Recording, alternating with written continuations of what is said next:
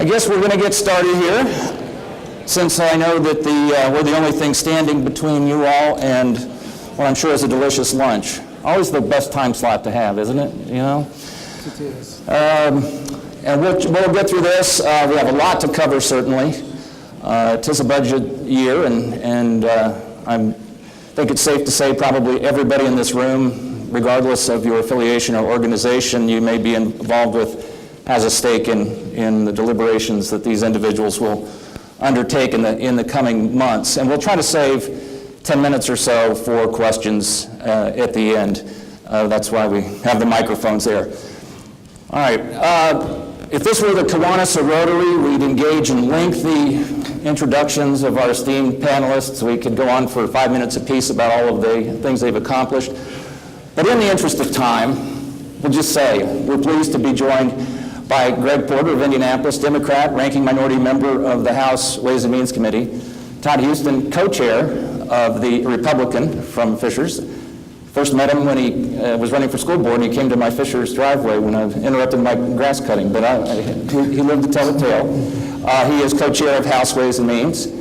We have Dave Reynolds, who is Fiscal Policy Director for the Senate Majority Caucus, and a former Indianapolis controller, which is important when I say that the person sitting to his left is yet another Indianapolis controller formerly, and this dispels the notion that they can't travel together on the same airplane or be on the same stage, I guess, since they know all the state secrets. But Jason Dudich is State Director of the Budget, which certainly will be in the spotlight in the coming weeks and months.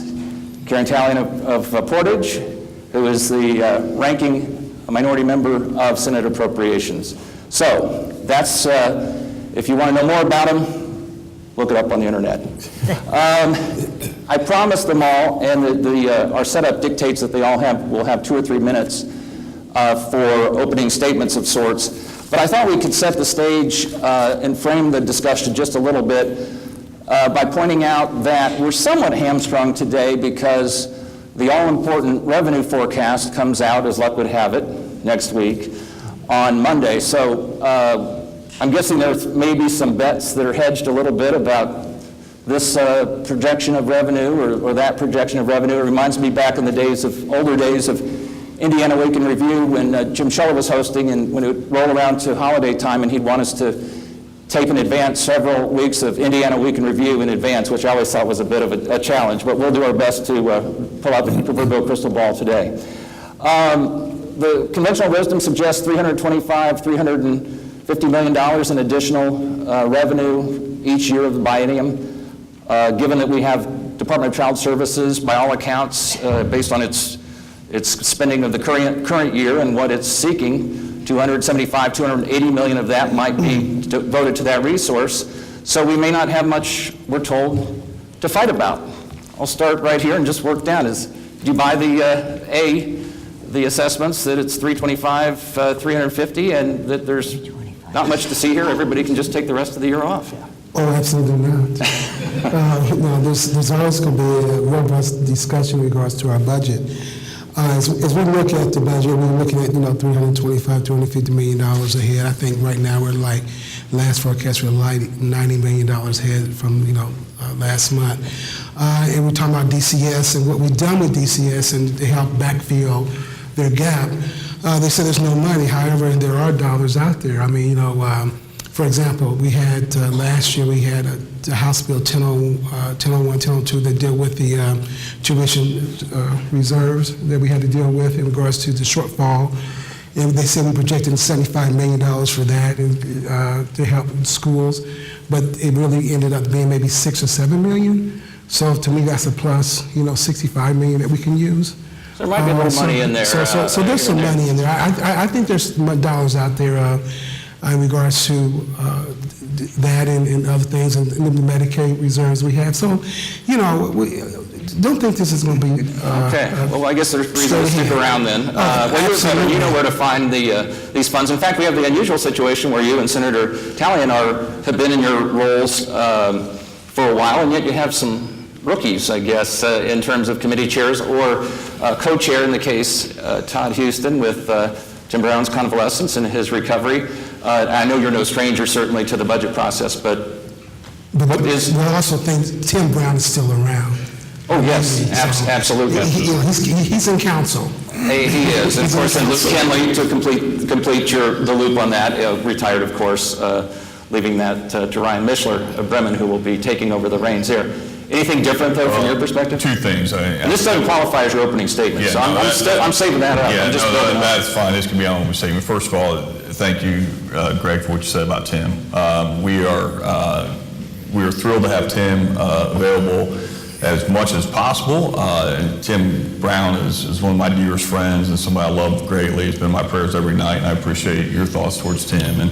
And we're looking forward to having Tim back as much as possible. I hope Representative Porter's right that there is extra dollars around. I mean, we're walking in today, again, as you noted, we don't know until Monday. I guess the figures you quoted are close to accurate. We'll see definitively, but I wake up every morning and I think about 286, and 286 is the DCS budget request and additional budget requests. So that puts real constraints, particularly on year one, and we'll work with our Democratic partners and colleagues and other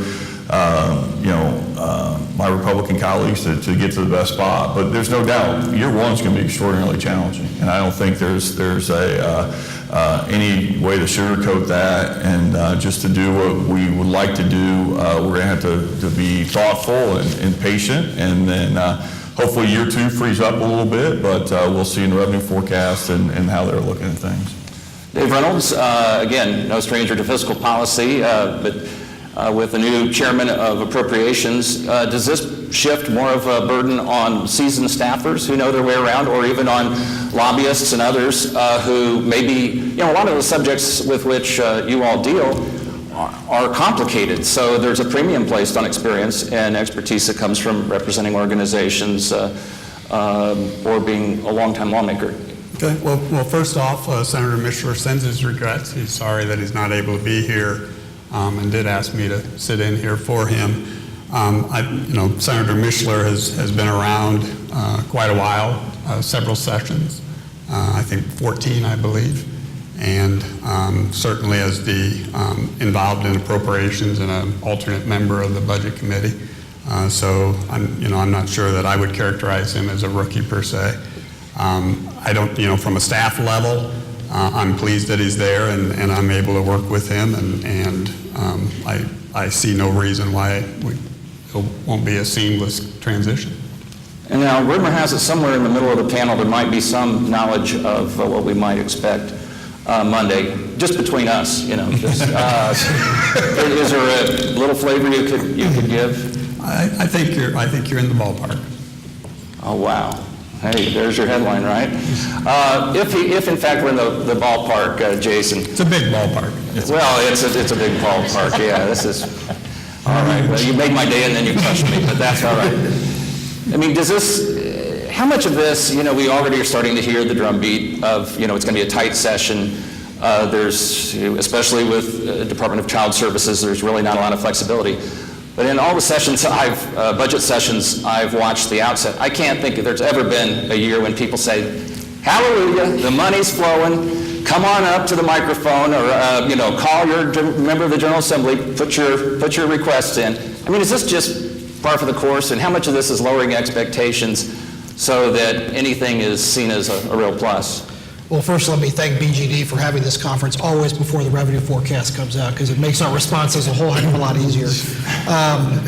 I think this is a process, and it started in early December when agencies came before the Budget Committee and talked about their needs and talked about their requests, and the universities came in and talked, and that starts this process that we'll go through April. And we want to be cautious that the information that we get on October 17th is another step in that process, and we'll get another revenue forecast in April, and we've seen what's been going on outside of Indiana in terms of the economy, and wanted to be thoughtful about what that's going to do, as well as the decisions the General Assembly makes that might impact spending and revenue that haven't been discussed yet or have been discussed, but there isn't any parameters around that. So my take is the information we get on the 17th is going to give us at least some insight as to what the next 2.5 years will look like revenue-wise.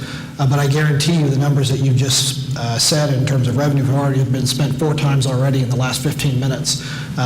So lining up those priorities, and obviously when you look at the governor's priorities in terms of maintaining a balanced budget, maintaining strong surpluses, and maintaining AAA credit rating. I think that's in the Constitution now. I don't think It is in the Constitution. That's not an option now. It's not an option anymore.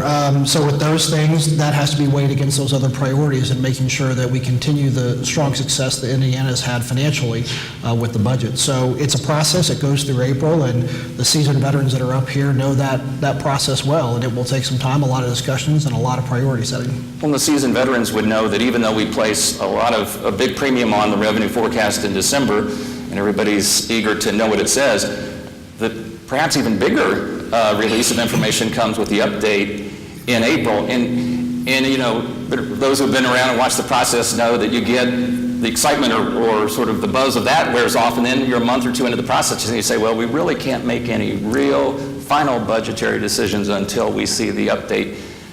I mean, is that, Karen Talley, is it sort of an exercise in, are we just vamping or stalling until April when the heavy lifting begins?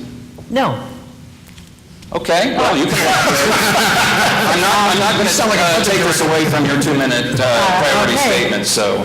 No, I think that we spend a lot of time, it's all about priorities. I don't remember too many times, and, you know, I'm a relative rookie at 13 years, but I don't remember too many times when there has been a huge discrepancy between December and April. I might be wrong in about 2009, but otherwise, you know, we're generally about there. So, but I will take a little difference of opinion from your suggestion that the DCS request is new money, because it's not really. We have been funding for the past year and a half, DCS to the amount that they're asking for. We've You have just... transfers from other. That's right. So the money has been there through transfers based on whatever, reversions, anything where we needed to get the money from. So we're just sort of saying it out loud now by putting it in a line item.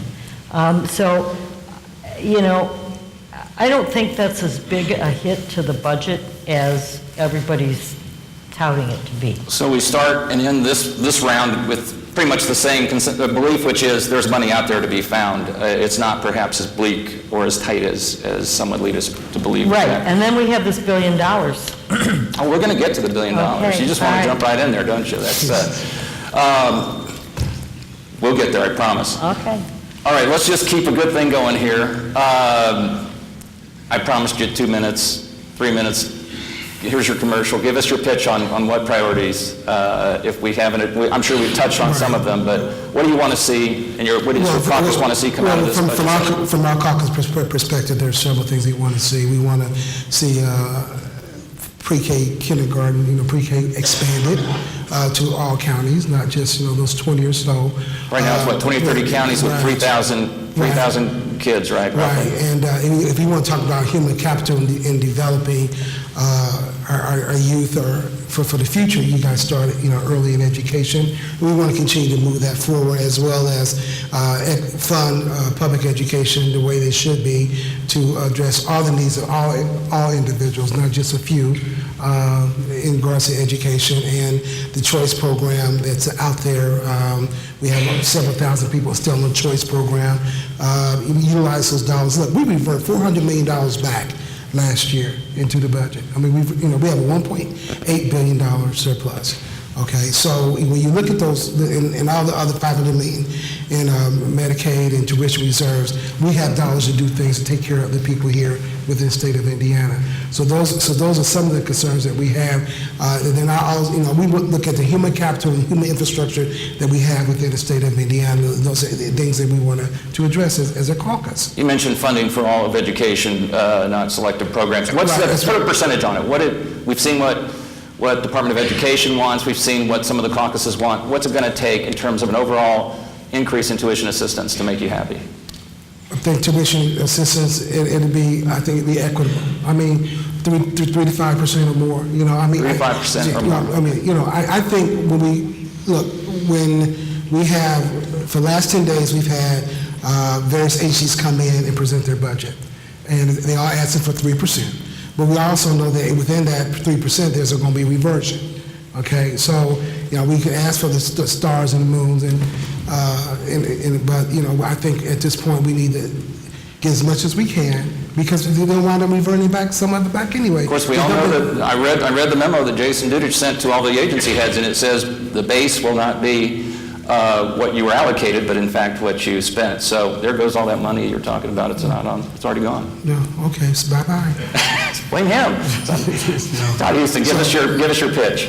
Well, look, it begins with something that's just not that sexy, but it's truly a balanced budget that's structurally sound, that keeps the proper reserves. We want to continue to make the right investments and invest as much as we can in things like K-12 education and higher education, and looking at the right investments to continue to encourage the type of economic development momentum that Indiana currently has today. So, we are focused on those types of things. Again, we're a bit constricted with the DCS dollars, but there's an opportunity, and I agree with what Senator Tallien said. Look, budgets reflect your priorities, and we'll try and craft a budget that reflects the priority of the House Republican Caucus, and one that continues to ensure Indiana stays on the strong economic path that's on and continues that in the future. Well, before we move on, what about Senator Tallien's suggestion that you say you wake up every morning thinking 286 million? Is that a false construct, as she may be suggesting? I respect Senator Tallien. I'm not sure I think it's a false construct because we've leveraged federal funds and one-time funds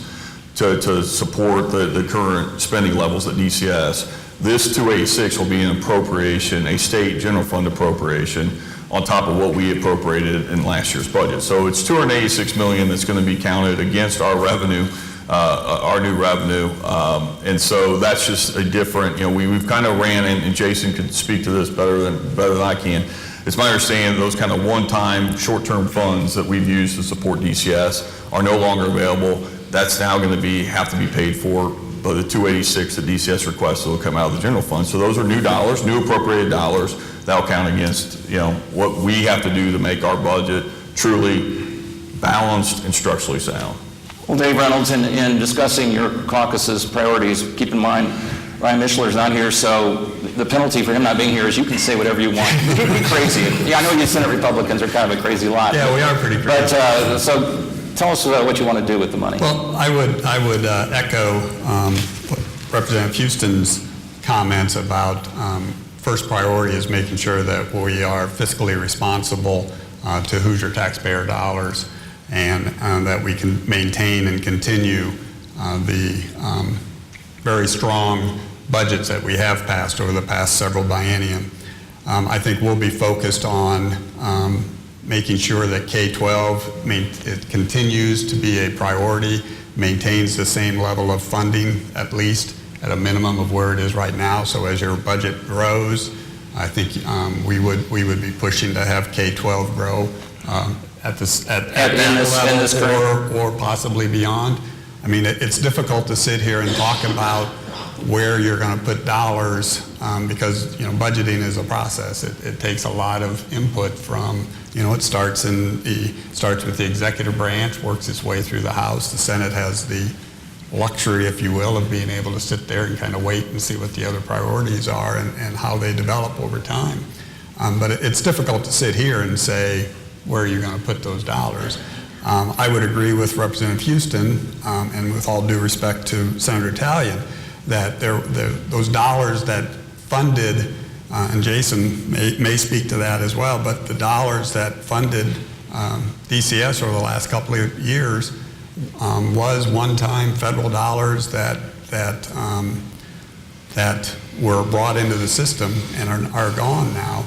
And quite honestly, if it would have been spending that was ongoing spending, I think what we would have seen when FSSA, because a lot of those dollars came from FSSA, and when we would have seen FSSA's budget request when it came into front of the budget committee, I think you would have seen some dramatic decreases in different program and spending, and there'd be several advocates that would be talking to us telling us that the administration was taking away spending. So I guess I'm not seeing that. So with all due respect, I do think it was kind of put together to their credit. It was kind of put together with dollars that they could find, but moving forward, those are real dollars that we have to find. And since you two Republican representatives both mentioned education in some fashion, and I held Greg Porter to a percentage increase that it would take to keep Indiana's K through 12 programming healthy, I will pin you down similarly. Give me a range. I would happily give you that range in mid-February. Wow. You're not.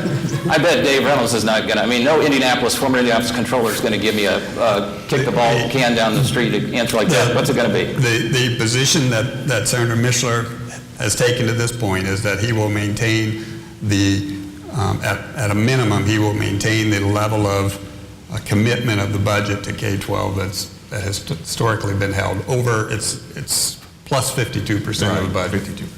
How come before you were answering in first-person voice, and now you're saying Senator Mishler says that? Well, I'll have to watch that. I won't read too much into that. I'm seasoned staff. I understand. Jason Dudich, it's been spelled out. We've seen the governor's priority. Again, some people criticized that it didn't have any huge blockbuster programs or initiatives, and maybe that is a byproduct of this concern that once you take out the money for Department of Child Services, there isn't much room for at least fiscal blockbusters. But again, give us your pitch on behalf of the administration. Well, the good thing is, since my boss spoke earlier today, I can just say, refer back to 9 o'clock this morning. But you heard a lot of what his priorities are. He's been touting his agenda, and top and first and foremost is a balanced budget. And as you mentioned, the constitutional amendment. So the first thing is creating a balanced budget that creates positive cash flow. That's important because it maintains our reserves, which are important to maintain our AAA credit rating, which we are one of, I think, 12 or 14 states in the nation that have AAA credit rating with all 3 credit rating agencies. And that is a huge benefit not only to the state of Indiana, but to others that use that credit rating throughout Indiana as a way to lower their cost of borrowing. So the priority is balanced budget. The priority is making sure that we keep the state in the strong financial position it is. Throughout the process, as was mentioned earlier, the budget's going to be discussed in terms of priorities. And one of the things that we not only look at is not only new revenue that's coming in, but what are we spending current dollars on? And how can we reallocate those? Where can we find efficiencies and savings in agencies to reinvest those within departments and priorities that are within those agencies or even the governor's office? So the nice thing is, a lot of talk is, it's what's new revenue, but are there programs or spending that aren't performing or aren't doing as well as was intended or have run the course of their life that we can say, let's reallocate those, let's put those dollars elsewhere where it doesn't add the overall spend, but it certainly goes to a different idea or a new idea that might have a better impact for the state of Indiana. And hence, I guess, in your instructions I alluded to a few moments ago to agency heads, you said basically whatever you spent, that's your base. Yeah. The only, basically, don't come at us with any increase unless there's particular circumstances, and I'm sure we can point to some of those. The only thing we want to see is the 3.3% built-in personnel cost increases. Is that? Yeah, that's a fair statement. We realize that state agencies over time have been participating in the pay performance program, which was started several years ago to provide state employees with an increase as well as based on performance of their duties and health insurance. And so a lot of times those agencies have to find ways to absorb that. And over several years, that has been the lay of the land in terms of agencies using their budgets and using their current resources. So one of the thoughts was, could we provide additional resources to those agencies to address personnel costs? A lot of times agencies have a lot of vacancies and use that vacancy lag or that vacancy savings to fund that, but that might mean staff are being double or triple added on duties, and so we're trying to balance those increases that have occurred in the past and build that into those base budgets. Again, it's a process. It may be taken out. It was a request that was made by the agencies, and that'll be part of the process, but mostly you're going to see beyond governor's priorities, at least probably in the governor's budget when it comes out in January, is the priorities there for the governor, the things we talked about, K-12, Medicaid, pensions, and DCS, and then other funding sources within those agencies that can fund their priorities. And you mentioned the reserves, the importance of the reserves, and the bond ratings that have come about because of it. In fact, I listened to the governor, to your boss's speech, and was taken that he wished all of us a AAA holiday season. So you know it's top of mind, I guess, if that's the case.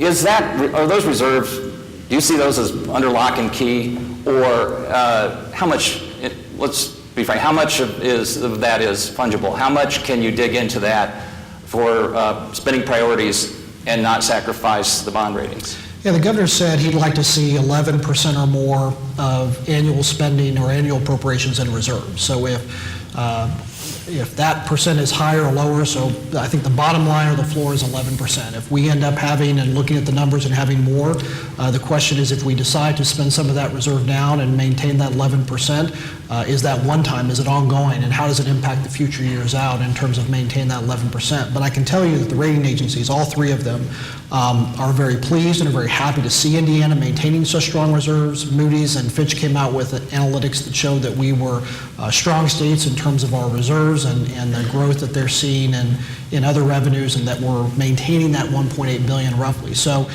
is the target exactly $1.8 billion? We'd like to be around there, but certainly 11% or higher would be nice, but nothing below 11%. So if we see something above that, as part of the discussions, we may utilize some of those reserves, but certainly don't want to get below a point where rating agencies and others would say, are you starting to dip into that too many times and getting to a point where it may not be beneficial?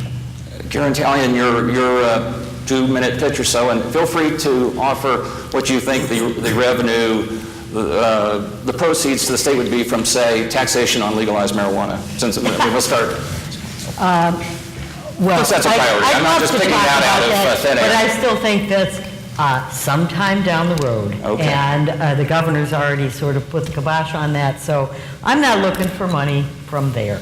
Although I'm sure that it's available.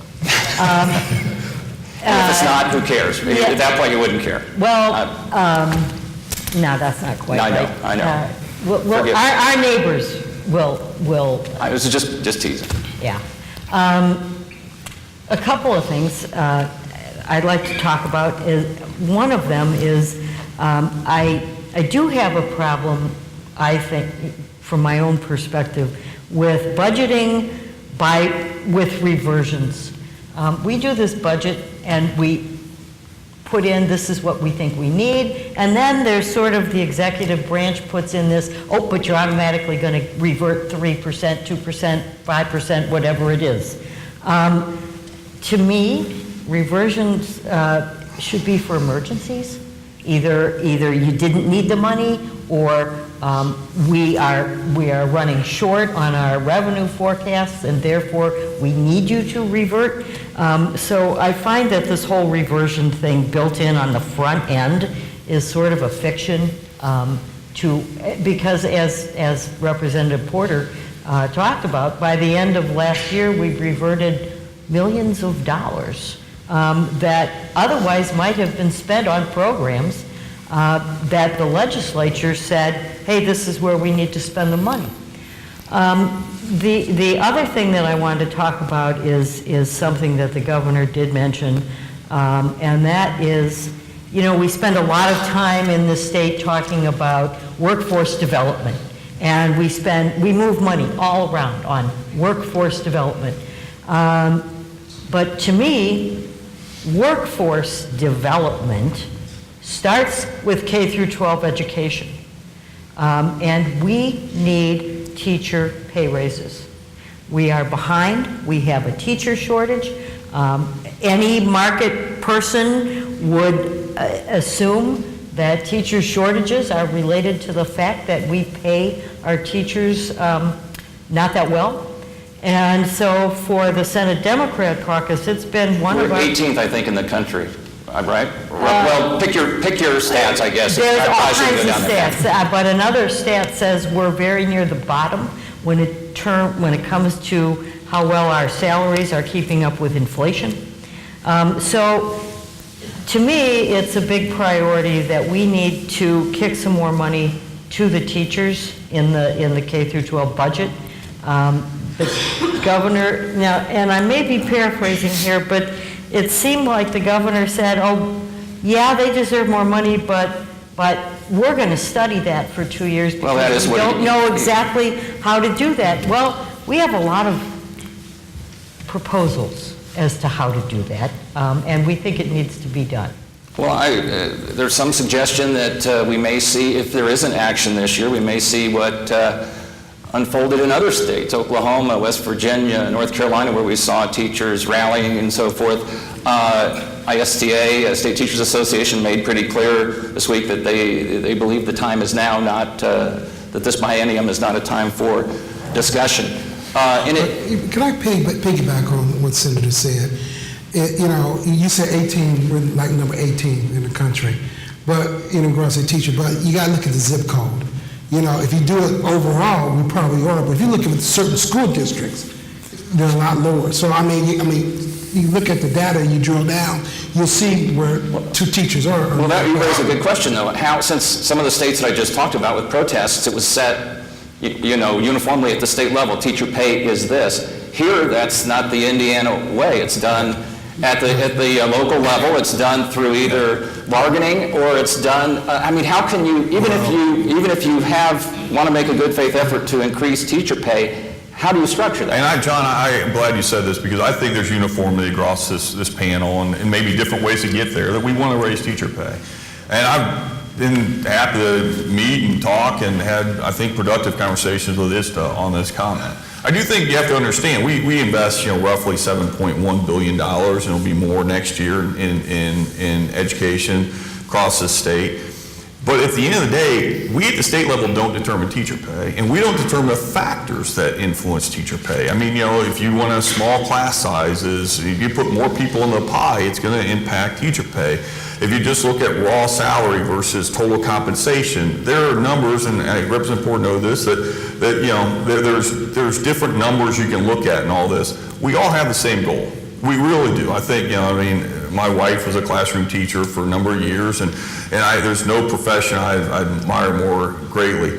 I'm not sure, as I suggested to somebody, some of those states have statewide salary schedules. Right. And I personally would not support that. One, I don't pretend to think I'm smart enough to determine that from Indianapolis or what 292 school districts across 92 counties need. But on the other side, I would just suggest to folks that we aren't the only sole responsible ones for teacher pay. That those are negotiated and bargained locally amongst a large number of factors, such as class size, about the amount of money that goes into benefits. Sometimes there may be good reasons why somebody wants to hire an administrator or spend their money on this academic program or that academic program. So I think it's a collaborative effort. I think it's one we need to measure. I think it's one we all want to solve towards. I do think I take a little bit I have a little bit of a concern when suddenly it's just the state's problem, because at the end of the day, the state doesn't determine what happens at the local level, and I think a lot of those, as you mentioned, I knocked on your door running for local school board. I honestly believe that's important. I think local schools should determine where their resources should go to best serve their kids, and I think it would be a mistake for the state to somehow take comprehensive ownership of that, because I'm not sure I would prescribe myself, others maybe, I'm sure are smarter than me, that they can figure that out. We've got a lot to cover. I was sorry I would ask for brevity, but let me get these gentlemen here. Senator, since you kind of started this round of the discussion, Todd Houston just mentioned there seems to was broad agreement about greater compensation for teachers, and I would say before the governor unveiled his agenda, there was actually talk of that nature, where it's like one thing I'm paraphrasing here, but one thing we're going to do this session, and this was coming from both sides of the aisle and in both chambers, is give teachers a pay raise. Can you do that now, or do you have to look at the person to your left who's speaking for the governor today and say, well, it's 2 years away? No, I don't have to look at that. But he's a former fellow controller of Indianapolis. Come on, give the man some respect. Everybody's back. I would echo a lot of what Representative Houston said. I mean, I think that from what I have witnessed over this last summer and heard is that this from the Senate Majority Caucus position this is a local decision. We will continue to provide funding that we feel is appropriate given our means that we have available. It's always been a high priority for the Senate Majority Caucus. We will continue that and then leave that decision to the local boards. I mean, we can all think back to those wonderful teachers that we've had, and I think there's agreement.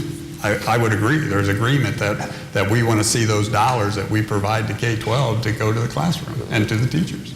Jason, what's it going to take for the governor to change his mind and say that there maybe is reason to do the pay raise now as opposed to waiting and studying?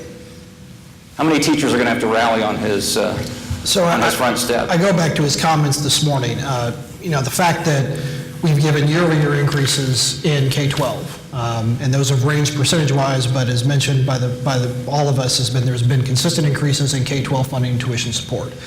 There hasn't been a corresponding increase on the salary side, and that is not something that has been helpful to teachers across Indiana. So I think his points are very valid today. We will continue committed to increasing K-12 funding. It's not a study, it's working with the legislature to create those actions in this upcoming session to find a long-term solution to addressing teacher pay, but this is going to take some time. This is going to take not one biennium, but a couple or a few biennium to get to that point, I think, where people want to be. But again, I echo his point that if you look at year over year over year, consistent increases in K-12 funding, not near at the teacher salary level, we need to correct that, but we need to do it through an action set up in conjunction with the legislature to find out what that course is in order to get to that point. And it's not going to be done in one fell swoop between January and April of next year. It's going to take several sessions to get to that point where we feel comfortable. But so you're saying any pay raise enacted in 2021 budget year will be retroactive to? Well, remember, the state doesn't do pay raises, it's the locals, and the locals make that decision, but working on actions to give them tools to do that. I know you want to talk education, but we've been spending the whole time talking about expenditures. Let's talk a little bit about revenue, because, that's one way to address everybody's needs and all the wants of the folks in the room. $1 billion toll road deal. There's a lot of anxiety. In secret. Huh? In secret. Oh, that's all right. Well, wait your turn.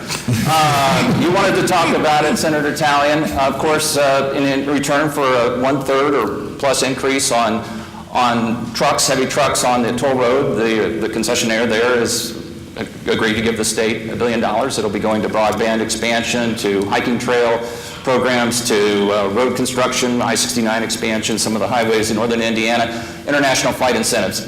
What's wrong with that? Well, Remember, we only... yeah, so let's start with the fact that I do live in a toll road county. I lived in a toll road county in 2006 when this deal first went down. And the people up north have to live with this. So tell me what everybody thinks is going to happen when the tolls on trucks raises by about 33%. How many of those trucks are going to end up off the tollway and onto our local roads? I mean, I know I've heard from a lot of even local trucking companies that say, we're not going to pay that, we're going to be on the local roads. So the locals in the tollway counties, and I forgot there are 8 or 9 of them, 7, we're going to pay for this one way or another. The second thing is, I really have a problem with the idea that $1 billion, it's like follow the shell.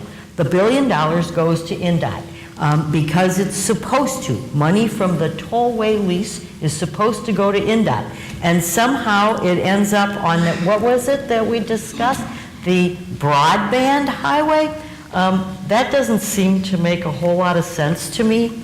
I think that if there's $1 billion that can just be moved around however we want to, then it needs to come to the legislature and the budget people, and the legislature, through the budget process, needs to decide where that money is going. Now, I know that the governor has said, oh, I want to spend money here and money there, and this is my plan. But it's not the exact prerogative of the executive branch to make that decision by itself. Well, he would say, of course, legally that's the way these negotiations and the enabling legislation was set up. But your point is well taken. I guess we've seen... Legally, he can renegotiate the lease. I am taking umbrage with the idea that he can then decide where to spend all the money. So, and we've heard complaints of that nature from, again, leadership, both sides of the aisle, echoing many of the same things you've said. I'll throw this just kind of open. What, if anything, will come of those frustrations? Was that just venting we heard last week? Or is that $1 billion up for grabs? I guess in the end, you could probably rest. I look at you, but you're in a super minority. We got to see what the majority, super majorities here. Is there enough anxiety or frustration or angst to try to wrestle that money away from the governor? Don't look at him. I didn't know David had, look, I think we will address we support the governor, and we support what he did, and I think that where he's making those investments, I think we have, and we'll address some of the concerns that were expressed last week about maybe that legislation enabled a little bit too much flexibility. Would maybe be the right way to say it, so we'll take a look at that. Is it water over the dam now, or is it your opinion that you can get some of that? I think, again, we support the governor and what he did, but we will create a pathway moving forward where the legislature will have an opportunity to weigh in on these types of things. And and then, I tell people this all the time. Rural broadband is a huge issue in our caucus, a huge issue. And for him to come up with a solution to support that has a huge amount of support in our caucus. So, but I think moving forward, we want to make sure we have a handle on how these types of transactions move forward. Is the money in this biennium off the table? Is that I'm guessing I know your answer, Jason. Dave, is it worth trying to factor some of that $1 billion into the equation in this budget cycle? I mean, as I said, for other purposes than those have been prescribed by the governor. As I said earlier, I mean, the budget development's a process, and as it goes through, the governor has his say, the House has their say, the Senate has our say. We put it at conference committee table. I've never said nothing. So that's fair game. Nothing is fair game. Nothing right? is ever off the table. Is it fair game, Jason? It's part of the process, John. Oh my goodness, it's contagious. Part of the process. All right. It's a work in progress. So there is some flexibility there. I think, again, I mean, it's $1 billion one time that is coming into the state to address infrastructure and transportation needs. And when you talk about finishing I-69 earlier, addressing state highways that are in need of improvement, when you're talking about putting rural broadband in communities to get access, the stories I hear not living in rural areas, you might have broadband, but it's like the old telephone line system that I have no idea how it worked, but the chief of staff was telling me because he's been around a lot longer. $90 million in trails that will connect communities, that goes directly to communities, and leveraging dollars for direct flights that will help the economic development of the state and hopefully leverage more direct flights throughout the state. So this is an opportunity where we found a one-time source of revenue to address some things that will help Indiana stay on the cutting edge. So it's hard for me to imagine where else you would spend one-time money that doesn't impact the state from north to south and east to west. And I know, let's stay on the subject briefly if we can, quickly, for revenue possibilities. The governor, of course, took tolling off the table, broader tolling authority, at least for this biennium. So there aren't a lot of options for additional revenue. One thing we've seen is a coalition raise it for health. 139 organizations, State Chamber of Commerce and others say, hey, $2 a pack for cigarettes produces $350 million. Yeah, some of it would be dedicated to cessation programs and so forth. Is that, I don't want to say dead on arrival. That's certainly no pun intended, but is it? Yeah, go ahead. Fortunately for me, we can't start taxing issues in the Senate, so. Oh, now everybody I else only can get take to it. respond. All right, come down to the House. Well, I mean, it's negotiable. oh my goodness. All No, right. but sincerely, Schedule this in mid-February next time. Note to the organization. No, but sincerely, I think, we've heard from the proponents of a $2 tax on cigarettes, and I'm quite sure there'll be more discussion about it in the future.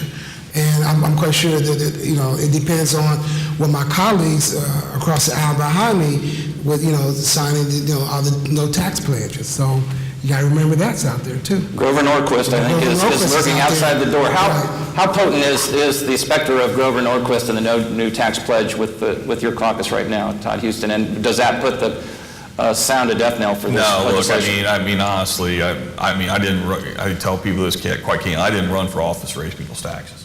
That's just a general philosophical thing. I didn't need to sign a pledge or anything but I did it in 2007. We as a caucus supported that in 2017 when we enacted House Bill 1002 because we felt like that was the right thing for the state. The money was going to the right purposes and we were solving a problem. So gasoline for the or state. taxes on gasoline. So look, we've had the courage to do it when we felt like there's a need and there's a necessity to do it. And I have a tremendous amount of our confidence in our caucus we would do it if there was that, there was a defined need to do that like there was with House Bill 1002. And you don't think there is? We haven't I know it's a seen one process, yet. but- And look, to be truthful and candid, we voted, I voted twice for a tax increase on cigarettes. That all being said, as you sit there and draft a budget, you want to draft a budget that's real, that can pass both chambers, is supported by all three entities, and we'll have those conversations with our caucus, and we'll have our conversations as leadership. But it's a little early for me to say today. But we've been there. So. Anybody else have a different opinion? Let's put it this way. Should effort be expended, or is this a non-starter? I guess I would defer back to the prior appropriations chairman's position on this, and that was he didn't feel, Senator Kenley at the time, he didn't feel that now was the time, that there may be a time for it, but in those past two budgets, to Representative Houston's point, where they proposed that, he didn't feel that was the time. Whether the time's right now, I don't know. We'll have to see.